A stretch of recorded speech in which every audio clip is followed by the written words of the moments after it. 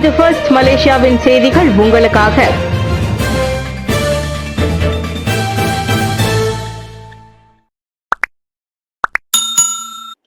பெண் ஒருவரை கொலை செய்ததாக ஆடவர் மீது குற்றச்சாட்டு. கடந்த பிப்ரவரி 12ஆம் தேதி உணவு விற்பனை செய்யும் பெண் ஒருவரை கொலை செய்ததாக ஆடவர் ஒருவர் நேற்று குவாந்தான் மேஜிஸ்ட்ரேட் நீதிமன்றத்தில் குற்றம் சாட்டப்பட்டார். கொலை வழக்கு உயர்நீதிமன்ற அதிகாரத்திற்கு உட்பட்டிருப்பதால் குற்றம் சுமத்தப்பட்ட 53 வயதான சுல்சல் கமார் அப்துல் கானியிடம் இருந்து எவ்வித வாக்குமூலமும் பதிவு செய்யப்படவில்லை.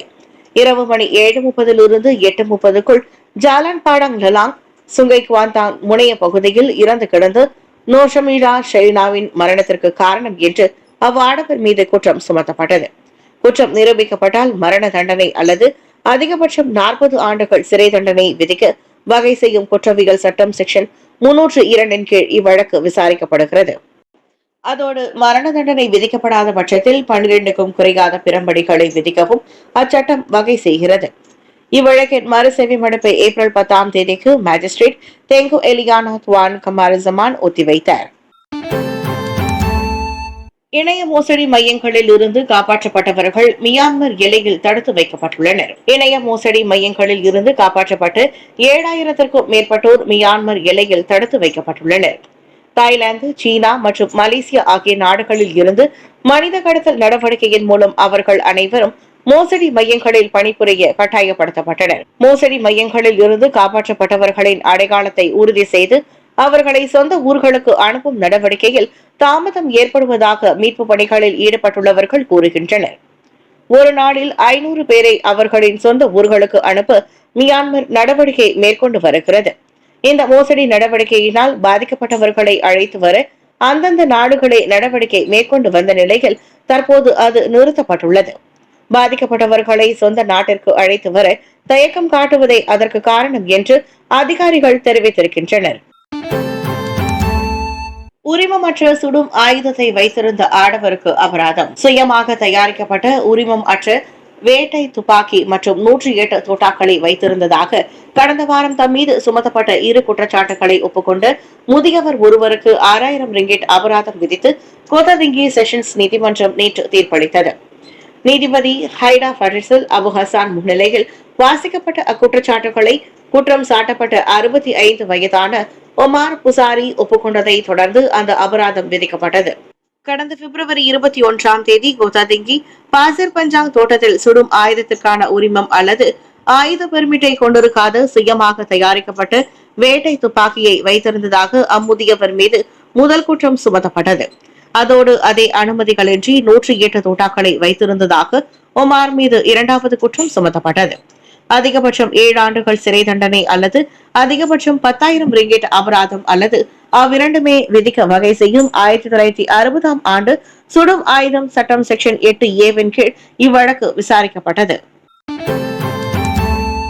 முன்னாள் பிரதமரின் முன்னாள் அதிகாரிகளிடம் இருந்து வாக்குமூலம் பெறப்படும். முன்னாள் பிரதமர் டாக்டர் ஸ்ரீ இஸ்மாயில் சப்ரி யாக்கூபின் முன்னாள் மூத்த அதிகாரிகள் 4 மீதான விசாரணையின் ஒரு பகுதியாக ஊழல் குற்றச்சாட்டுகளுக்கு ஆளான 8 நபர்களிடம் இருந்து மலேசிய ஊழல் தடுப்பு ஆணையம் SPRM வாக்குமூலங்களை பதிவு செய்யும். விசாரணைக்கு உதவும் பொருட்டு அந்த 8 நபர்களும் இவ்வாரத்திற்குள் அழைக்கப்படுவர் என்று SPRM உயர் ஆணையர் தான் ஸ்ரீ அசம்பாக்கி தெரிவித்தார். விசாரணை தொடர்பாக கைப்பற்றப்பட்ட ஆவணங்களை பயங்கரவாதம் மற்றும் சட்டவிரோத நடவடிக்கைகளின் மூலம் பணம் பெறும் சட்டம் அம்லா தற்போது ஆய்வு செய்யப்பட்டு வருவதாக அசாம் விவரித்தார். அந்த ஆவணங்கள் ஆய்வு செய்யப்படும் நிலையில் 2009ஆம் ஆண்டு மலேசிய ஊழல் தடுப்பு ஆணையம் SPRM சட்டத்திற்கு மட்டுமே இவ்விசாரணை உட்பட்டதில்லை. 2001ஆம் ஆண்டு பண மோசடி எதிர்ப்பு, பயங்கரவாத நிதியுதவி எதிர்ப்பு மற்றும் சட்டவிரோத நடவடிக்கைகளின் மூலம் கிடைக்கும் வருமான சட்டத்தின் கீழும் இவ்வழக்கு விசாரிக்கப்படுவதாக அவர் மேலும் கூறினார். உள்நாட்டு விநியோகத்தை நிலைப்படுத்த 6,61,761 தேங்காய்கள் இறக்குமதி செய்யப்படும்.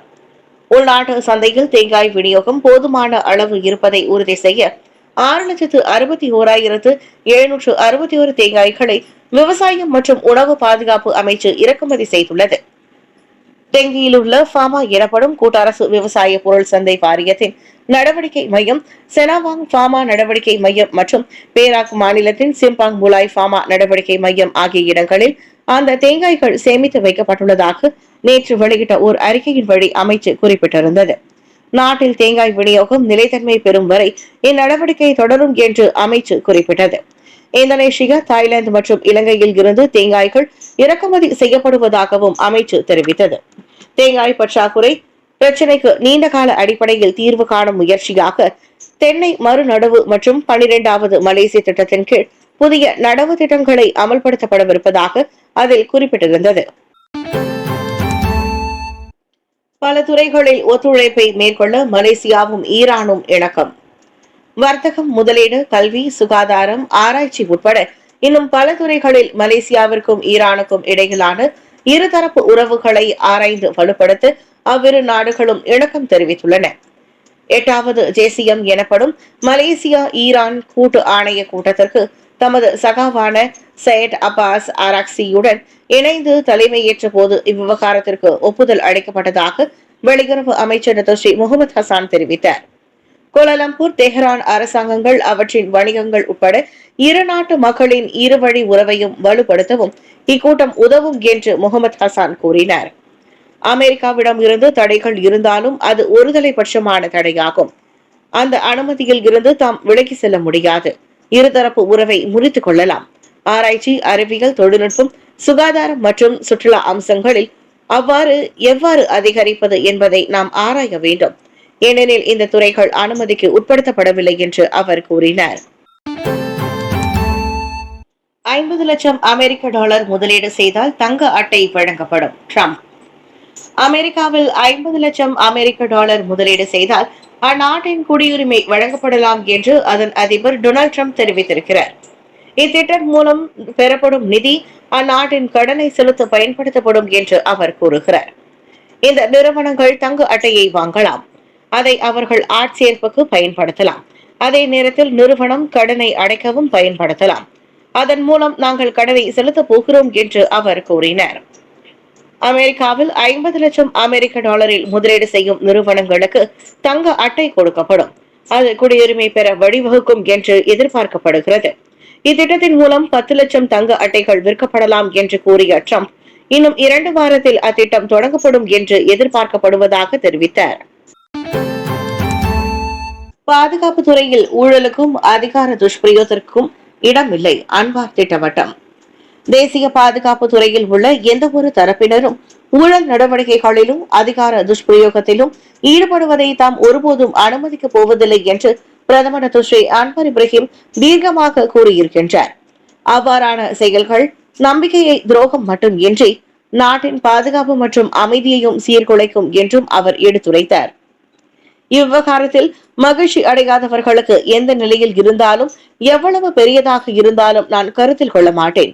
தயவு செய்து கேளுங்கள், அதை நான் அனுமதிக்க மாட்டேன். ஏனென்றால் இது துரோக செயல், மேலும் நமது தேசிய பாதுகாப்பு செயல்முறையையும் சேதப்படுத்தும் என்று அவர் கூறினார். நேற்று புத்ரஜயாவில் 2025ஆம் ஆண்டு தேசிய வகாஃப் மாத தொடக்க விழாவில் உரையாற்றும் போது பிரதமர் அவ்வாறு கூறினார்.